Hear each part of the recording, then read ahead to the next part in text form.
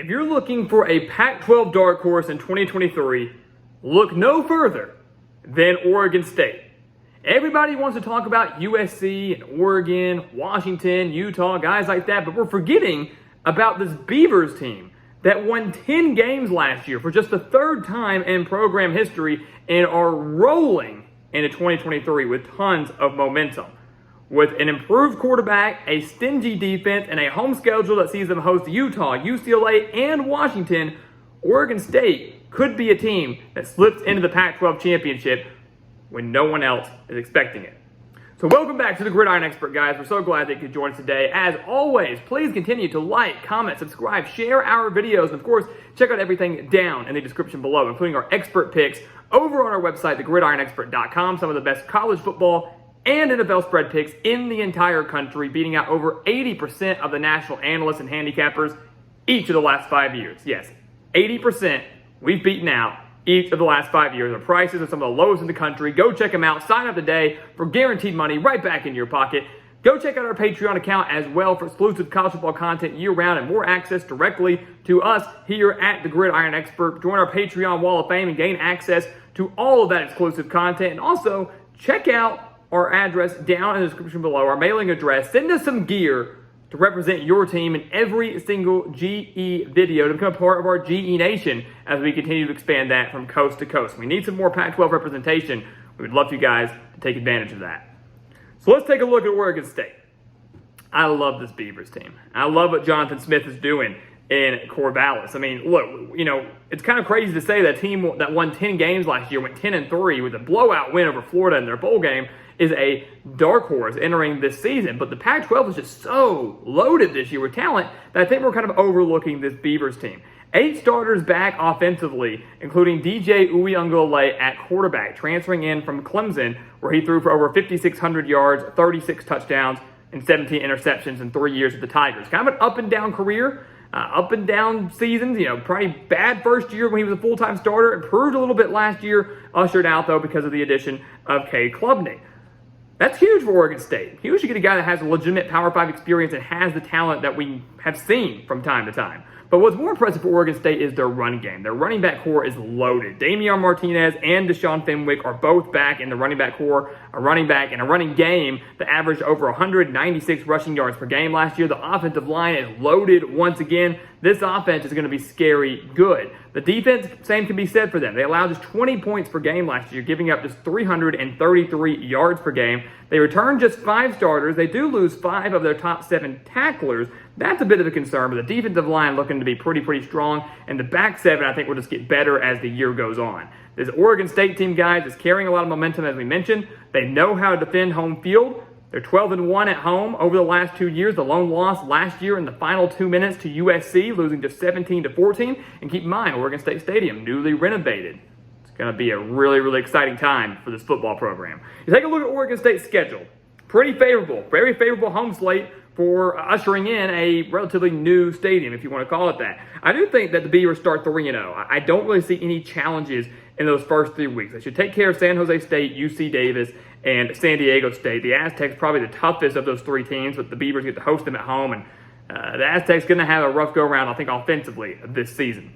Then they get into conference play. They're 3-0. They're nationally ranked, no doubt about that. Get into conference play, and that starts with Washington State, who they beat 24-10 last year. And that was kind of a weird game, right? They were actually outgained by the Cougars, 368 yards to 344. So only by 24 yards, but the defense was crucial in that one. 6 sacks by this Oregon State defense that lit them up and should be pretty solid once again this year. But here's the problem. Pullman's going to be the first true test for Oregon State this year. First true test really for DJ Uiagalelei in this offense. Pullman's not an easy place to play. No doubt about that. And my problem is, and my concern is, this Washington State secondary is pretty solid. It's a pretty good back 7, pretty good defensive backfield. I worry about DJ Uiagalelei's consistency just a little bit. I do worry about that. Which quarterback is going to show up when they travel to Pullman? A Pullman and a Washington State team that defensively, as we said, is usually pretty solid under Jake Dickert, but also returns 7 starters on offense, including their star quarterback and Cam Ward. I'm going to give the edge to Washington State here. I think the offensive line improves just enough. I think the offense as a whole improves just enough after a mediocre 2022. The defense in that back seven is good enough. They're going to force Oregon State to run the ball. That's obviously what the Beavers want to do. But Washington State knows they can make them one-dimensional. Washington State pulls off a big-time upset at home and hands Oregon State an earlier-than-expected loss in Week 4. The Beavers come back home to take on Utah on a Friday night. Talk about a trap game for the Utes, right? A team that has won the Pac-12 in back-to-back years, is looking for a three-peat, maybe even a college football playoff berth this year with the talent they return. But Oregon State lost to the Utes 42-16 last year. It was an absolute blowout. I know the game was a 5-point game in the third quarter. It's only a 21-16 game. 4 interceptions total in that game for Oregon State ultimately cost them the game. Utah won 42-16, as we mentioned, won that 21-0 run. This Utah defense is just as good, if not better, than they were last year. 9 starters back on that side of the ball. And by week 5, towards the end of September, we're expecting Cam Rising to be 100%. He might not be 100% at the beginning of the year, should be by the end of that first month of the season. I like Utah in this game. I know Oregon State typically doesn't lose at home, but I really, really like this Utah team, one that only allowed 111 rushing yards per game last year. Again, they make this Oregon State team one-dimensional, bottle up that run game. Can D.G. Uiagalelei lead the Beavers to victory solely by himself? Right now, I'm saying no. So just like that, 3-0 start goes to 3-2. Oregon State saying, what the heck happened? This wasn't supposed to be us. We were supposed to be a lot better than this early on. But if you look at the rest of the schedule, it lightens up after that. I mean, California, UCLA, Arizona, Colorado, Stanford. I mean, the really middle of that schedule for Oregon State is really, really favorable. It really is, where they can start racking up a bunch of wins, and we're going to start seeing the team we expected to see at the beginning of the year. I do think they beat California on the road, a Cal team that I just don't know what to expect out of this year, but does have some questions at quarterback. The defense never really has lived up to the expectations from Justin Wilcox, the defensive-minded coach. Oregon State beat the Golden Bears 38-10 last year, so Cal, they're improving. Oregon State hopefully gets over the hump, doesn't see that hangover from back-to-back losses. I think Jonathan Smith gets this team, kicks it into high gear. They beat California, and I do think they beat UCLA as well. This is a huge win. I think this is the game that kind of turns things around for Oregon State. I think this game, 5th win for the Beavers, is what kind of sends them into the bye week with momentum. It could kickstart a long winning streak. The Bruins are without Dorian Thompson-Robinson for the first time what feels like forever. They're without Zach Charbonnet. Those two combined last year were unbelievable. Dante Moore, yes, comes in, the highly touted 5-star recruit for the Bruins. Going to be perfect fit for Chip Kelly's offense. The defense returns 9, maybe the best defense of the Chip Kelly era. No doubt about that. But this UCLA defense, one that gave up just 130 rushing yards per game last year, I think it's exploited big time at home on October 14th. Only 130 yards per game last year on the ground, but look at some of the other numbers in some of the bigger games they played. They allowed 204 rushing yards to Pittsburgh, 179 rushing yards to USC, 262 to Oregon, and 192 to Utah. I don't think UCLA is going to have enough to slow down this rushing attack from Oregon State, especially in Corvallis. Give me the Beavers here, and just like that, they're 5-2, 1 win away from bowl eligibility. That's obviously not going to be good enough. They're expecting more than that, and they get a much-needed bye week late in October. Coming out of the bye, their next 3 games are against teams that are going to be in the lower part of the Pac-12 standings, teams that aren't expected to do much. Arizona might flirt with bowl eligibility. Colorado and Stanford will not, and that's why I believe Oregon State wins their next 3 games. 5 wins to 8 wins, like that. They beat Arizona on the road. A bit of a trap game, you could say, because of the high-octane offense that the Wildcats will have. Obviously, Jaden DeLora being there, averaging over 315 passing yards per game last year was phenomenal. But this Arizona defense ranked 125th in the country last year. They were really, really bad, giving up over 465 yards per game and over 200 rushing yards per game. I believe the Beavers' backfield has a field day in Tucson. They get the win over the Wildcats. They crushed Colorado. They beat them 42-9 last year, and I'm just not buying all this Colorado hype with the transfers coming in, a Deion Sanders marketing scheme. I love Deion Sanders. I hope the Buffaloes do well. I genuinely do, but I'm not thinking they're going to have much success in year 1. Oregon State wins big on the road, and they win big at home over Stanford. Now, some will say, how can you say that? Oregon State should have lost to Stanford last year. They only beat the Cardinals 28-27, needed that game-winning touchdown with 13 seconds left. A 56-yard touchdown with 13 seconds left to avoid the upset. But Stanford now has a new coach in Troy Taylor. They have no talent coming back. The offense is going to be putrid. It's in Corvallis. They win big over the Cardinal. And just like that, Oregon State has 8 wins, and their final 2 games are against 2 of the better teams in the conference in Washington and Oregon.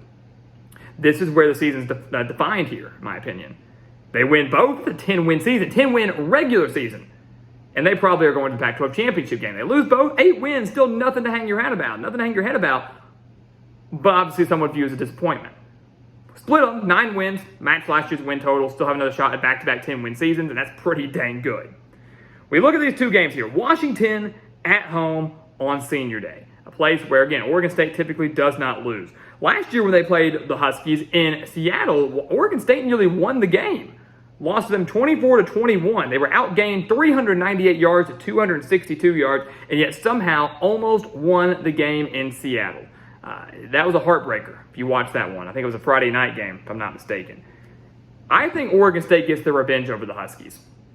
I do. I think they get revenge here. This Oregon State offense should be a little bit better. It wasn't bad last year, but should be a little bit better than they were last year. They were outgained by over 130 yards and still dang near beat the Huskies at their house. The Huskies team that won 11 games last year. And Washington's still going to be dang good. Michael Penix comes back. The defense is much better. The offense is going to be unbelievable after leading the nation in passing. Oregon State's going to have to turn in a heck of a defensive performance.